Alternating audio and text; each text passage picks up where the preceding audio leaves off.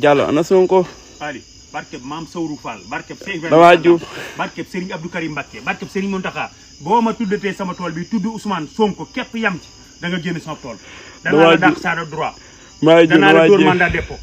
danaa la dóor mandat d'amener. danaa la yóbbu conseil ñu attenu Diallo del wax Seydina Ousmane Sonko mu sell mi ku tedd ku baax ki fukkat ak juróom te laalu dërëm yombul ci réew mi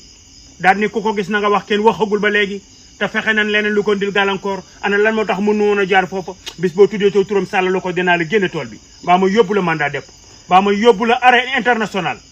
Seydina Ousmane Sonko mu sell mi borom bareeroor bi ci Cap Manuel kenn barikati këram juróom fukki fan yu teg ay fan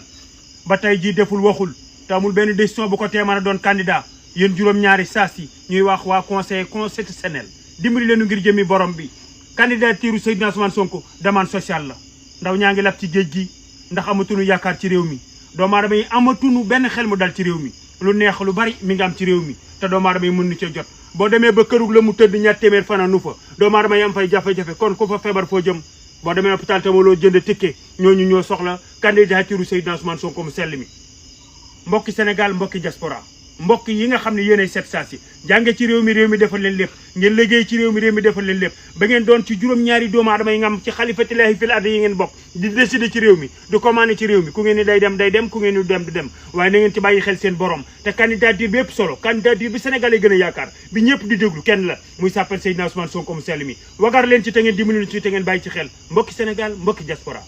ban candidat moo gën Ousmane Sonko mu sell mi ban candidat moo baax Ousmane Sonko mu sell mi ñeneen ñi ci des néew ma da ngeen a bon waaye waaja gaañaa koy xam te gaañaay xam waaja suñu waaja la ñu xam mooy jàmbaari fàkk tëdd ji moom la ñu toj otoom moom la ñu pompé moom la ñu barikati këram moom la ñu wàcce ci oto bi moom la ñu takk moom la Guy Marius Sagna tey woon ni ko boo demee damay dem mooy di kan mooy Seydina Ousmane Sonko mu sell mi Sénégal ak ci biir ak ci biti muy Afrique muy ñëpp ci àdduna xam nañ waa ji muy Seydina Ousmane Sonko mu sell mi saali ngaari lam torob da jeexal nga li la dese bëreetul soo génnil fexeel mu rafet grande porte nag moo gën buruxlu ay jafe-jafe lay jur te jinax nag bu mbëkkeem ñax te sikkilin ko déggu bopp nee na ndono la dëgër sàll ñi fi jaar ñëpp ci porte mag bi leen jaar bul buruxlu mukk yow la yàlla dénk ci réew mi te li la yàlla defar mënatoo koo ko fay li Sénégal yi defar mënatoo leen ko fay leen rek moom la lay ñaan muy demande sociale bi nga dimbali nu ci kàttanu borom bi Seydina Ousmane Sonko mu sell mi candidature am demande sociale la ndax Sénégal dana nekk société bu torox société bu amee jafe-jafe ku feebar doo faju ku xiif doo lekk ku mar doo naan yàlla borom la du morom yàlla borom la du morom